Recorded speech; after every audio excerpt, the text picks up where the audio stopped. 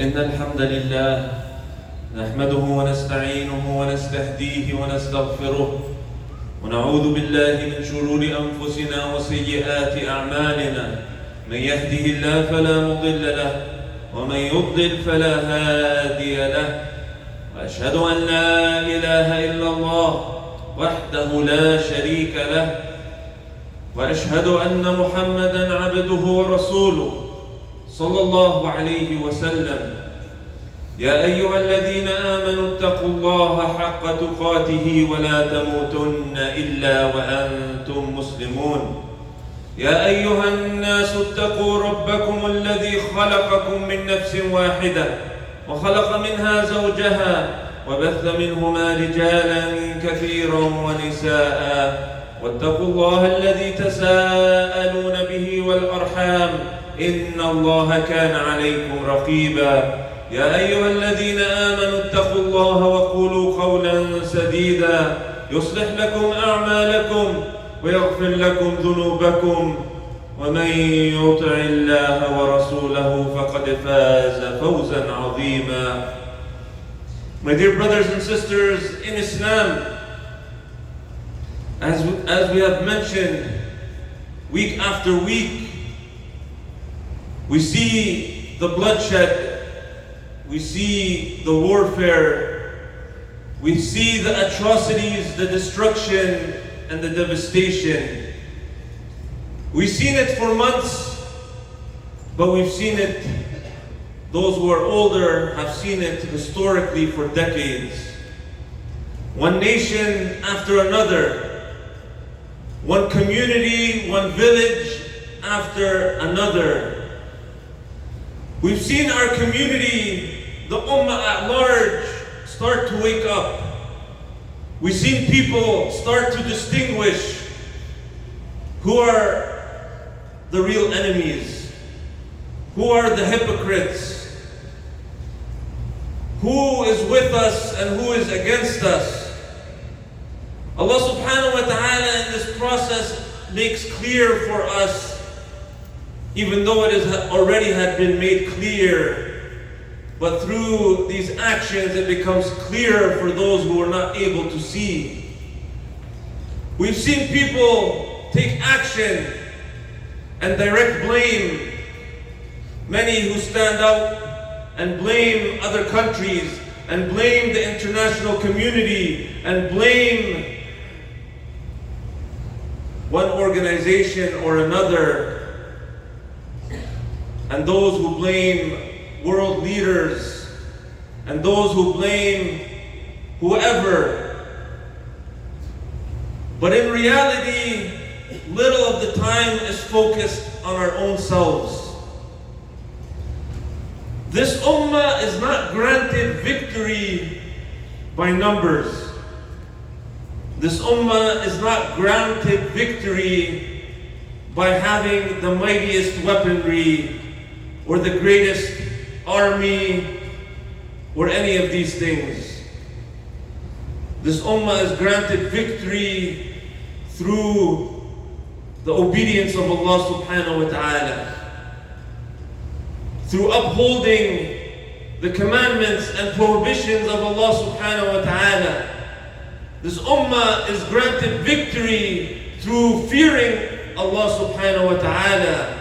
And this ummah is defeated when we disobey, when we transgress, when we ourselves are corrupt and don't fear Allah subhanahu wa ta'ala. Then we find this ummah inflicted with defeat one after another. Allah subhanahu wa ta'ala, He says, verses we've heard hundreds, if not thousands of times, but do we internalize them? Do we realize that Islah and Nufus is the road ahead to fix ourselves, to better ourselves? If each one of us give victory to the deen of Allah subhanahu wa ta'ala, our situation would be far different, drastically different. Allah subhanahu wa ta'ala, He says, وَمَا النَّصْرُ إِلَّا مِنْ عِنْدِ اللَّهِ. That victory does not come except from Allah subhanahu wa ta'ala. And Allah subhanahu wa ta'ala, He says, وَلَيَنْصُرَنَّ اللَّهَ مَنْ يَنْصُرُهُ وَلَيَنْصُرَنَّ اللَّهَ مَنْ يَنْصُرُهُ وَإِن تَنْصُرُوا اللَّهَ يَنْصُرْكُمْ. You give victory to Allah subhanahu wa ta'ala, to the deen of Allah, to the shara of Allah. Then Allah subhanahu wa ta'ala will give victory to this ummah. And we give it firstly within ourselves, within our homes, through understanding, why am I here? What am I doing? Many of us are living a life, and pardon me for saying this, a life that more or less is useless. It amounts to a useless existence. Very little of khair or benefit is happening. You see people living a life that is aimless, a life that is purposeless, no purpose, no hadaf, no maqsad, no ghaya. There is no cause that drives them. It's one little enjoyment after another. And Allah subhanahu wa ta'ala, He says to us, أَفَحَسِبْتُمْ أَنَّمَا خَلَقْنَاكُمْ عَبَثًا أَفَحَسِبْتُمْ أَنَّمَا خَلَقْنَاكُمْ عَبَثًا وَأَنَّكُمْ إِلَيْنَا لَا تُرْجَعُونَ.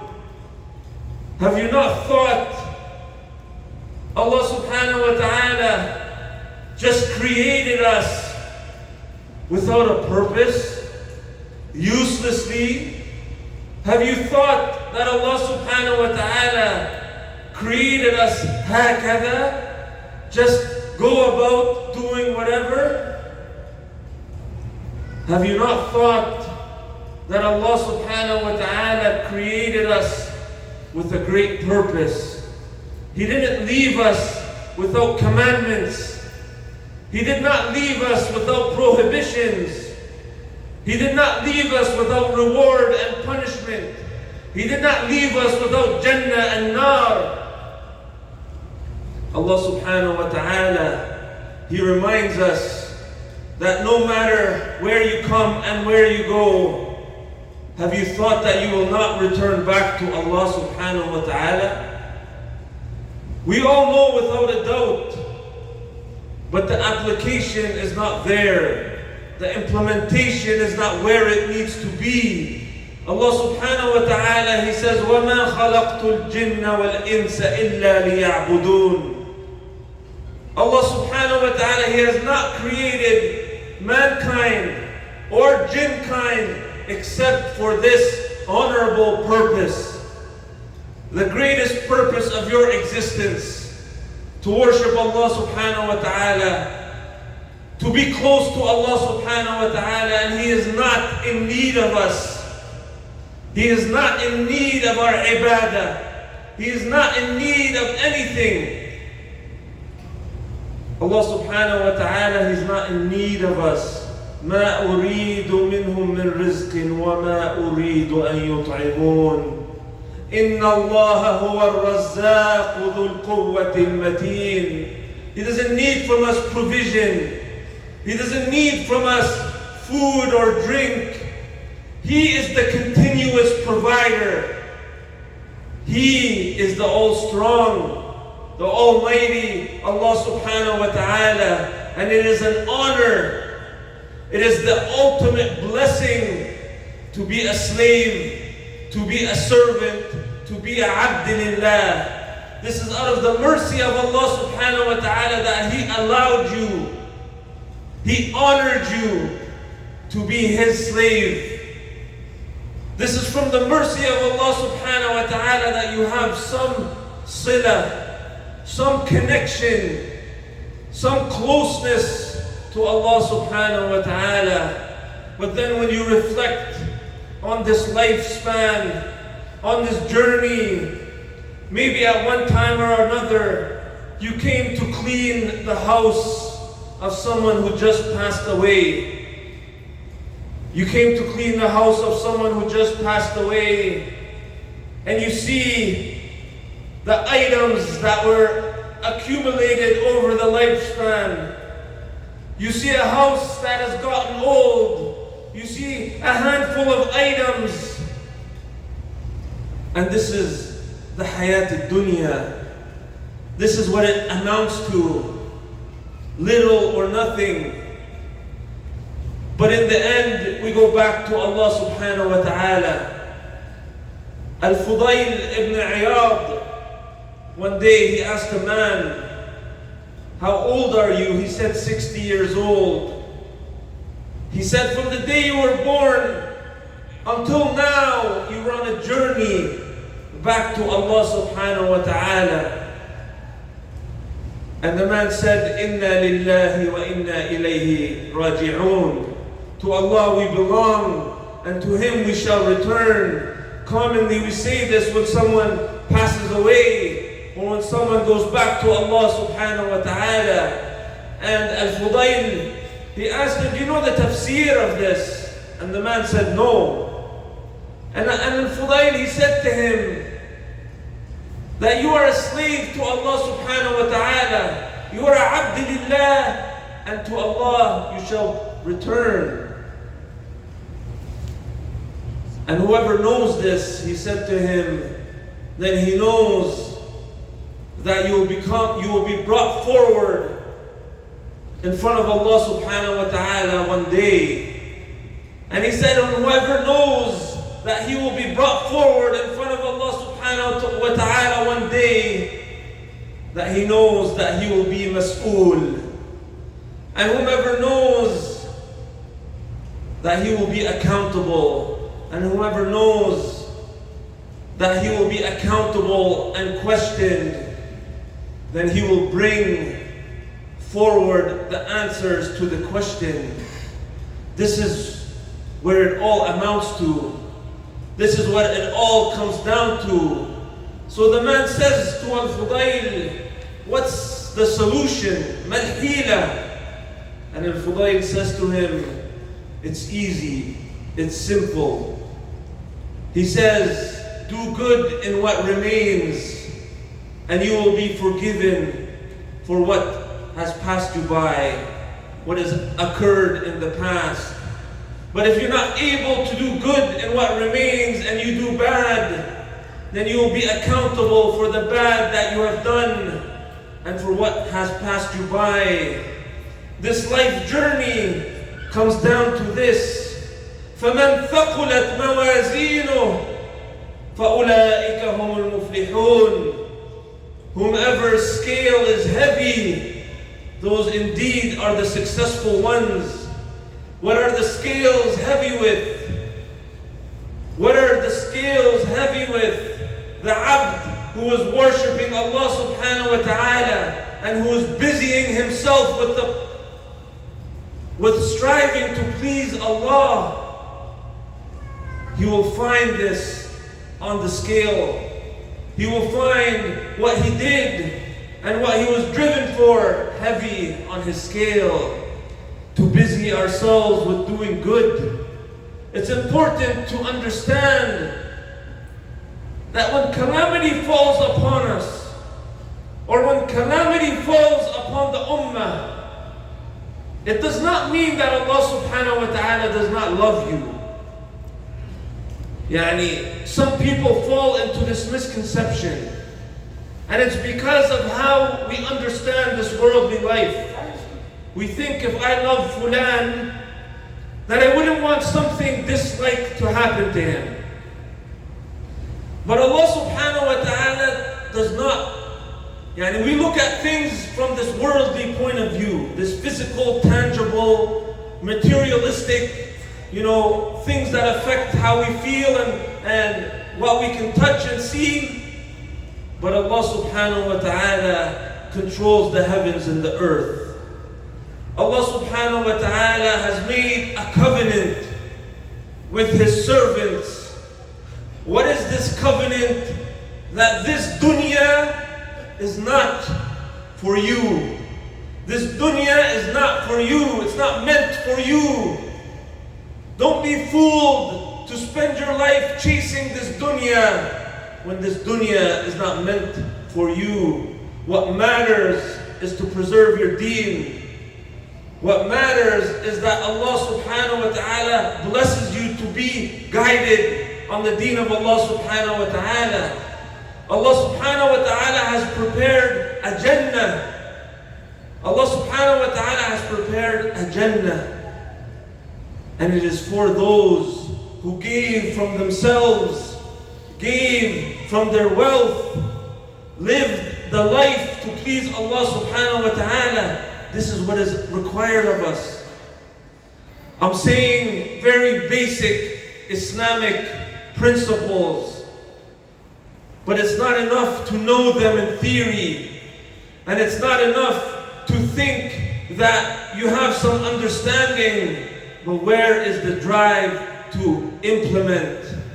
Where is the drive to make true change within ourselves? No matter how much pleasure, no matter how much pleasure you get in this life, how much joy, how much vacation, how much of a nice home you have, how much of nice cars, how much vacations, how much jewelry and wealth and so on and so forth. But one day it all goes away. One day it comes to an end. One day you depart this dunya. One day you are cut off from this so-called pleasure. There is no denying this. There's no doubt about this. We will all leave. There's no debating. Allah subhanahu wa ta'ala, He says, حَتَّى إِذَا جَاءَ أَحَدَهُمُ الْمَوْتِ قَالَ رَبِّ ارْجِعُونَ لعلي أعمل صالحا فيما تركت كلا كلا. When death comes to one of you, حتى إذا جاء أحدهم الموت قال رب ارجعون. He will say, oh my Lord, let me go back. It's not for the pleasure. It's not for what he was missing out. It's not for this or that, but for one thing only. لعلي أعمل صالحا فيما تركت. So I can go back and do good. So I can go back and do righteous deeds. And it will be said, كلا. No. The option is no longer there. Allah subhanahu wa ta'ala, He says, أَفَرَأَيْتَ إِن مَّتَّعْنَاهُمْ سِنِينَ ثُمَّ جَاءَهُم مَّا كَانُوا يُوعَدُونَ. Have you not considered if we gave them years of pleasure, years of enjoyment, ثُمَّ جَاءَهُم مَّا كَانُوا يُوعَدُونَ, but then eventually will come to them what was promised for them, that death will befall them. Death will be something we all taste. And then Allah subhanahu wa ta'ala, He says, مَا أَغْنَى عَنْهُمْ مَا كَانُوا يُمَتَّعُونَ مَا أَغْنَى عَنْهُمْ مَا كَانُوا يُمَتَّعُونَ. That joy, that pleasure, it will not avail you. It will not benefit you. You will not take it with you. You come, when you leave this dunya, I'm sure many, if not all of us, have been to a janazah or know what a janazah looks like. When your loved ones bring you to the cemetery to be buried, imagine your son, your brothers, your family members one day will come and bring you to the grave and put you in the ground. And they will throw the dirt onto you. And in some cases, some individuals barely have the family or the support. You go to a janazah and you find a handful of brothers. This is it. This is the lifespan of one person.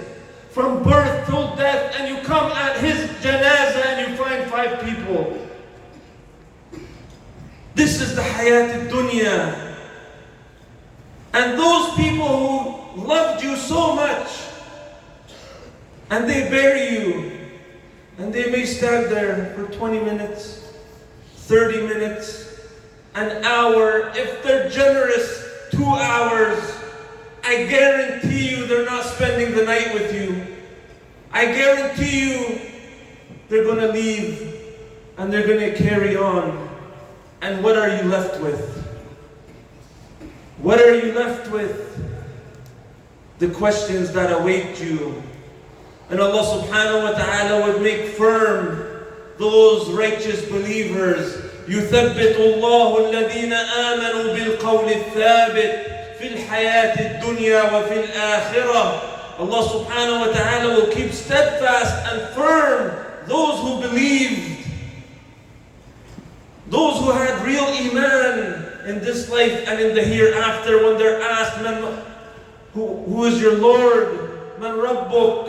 Ma Dinuk? Man Nabiyyuk? They'll be able to answer. And then afterwards, a pleasant individual with a nice demeanor and nice clothing, he will come to you in the grave. You're in the barzakh life now.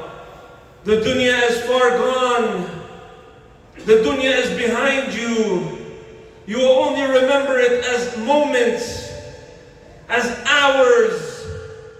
كأنهم يوم يرونها لم يلبثوا إلا عشية أو ضحاها. You come on the day of judgment resurrected. You will only remember this dunya as a morning or an afternoon. You think you will remember all these little things. It will be all condensed into a handful of memories. A lifetime that was gone and behind you. And in that moment, that pleasant individual will come to you with glad tidings. Rejoice. Rejoice. This is the moment that you were promised. And you will be pleasantly surprised. And you will ask, who is this person? Who is this person? Who are you? And he will say, أنا عملك الصالح. أنا عملك الصالح. I am your righteous deeds. That's what will be there for you. That's what will keep you company. That's what the accumulation of this lifespan amounts to. Were you righteous? Did you do good? Did you strive to better yourself and fix yourself and worship Allah subhanahu wa ta'ala as He should be worshipped? I ask Allah subhanahu wa ta'ala to aid us in His remembrance and in His worship. أقول ما تسمعون واستغفر الله لي ولكم فاستغفروه.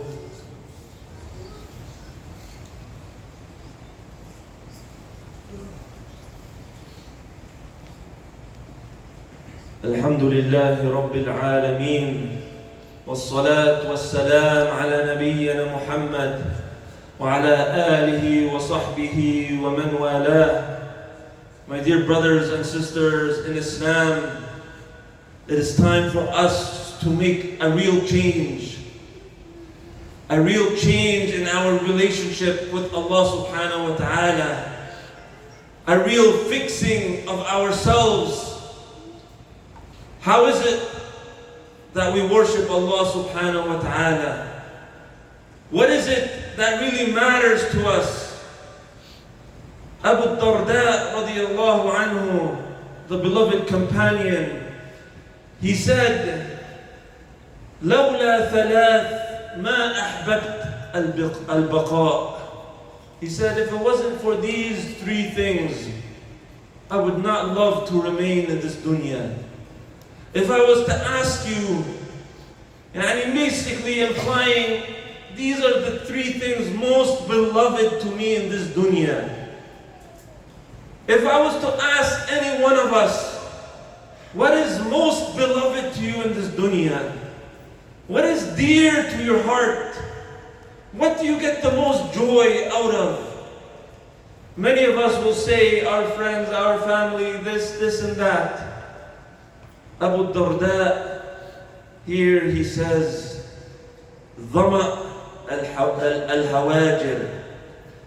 Number one, he mentions Beloved, to him is the dryness of the mouth on a hot day when he's fasting. And imagine the difficulty of that, but yet he finds pleasure.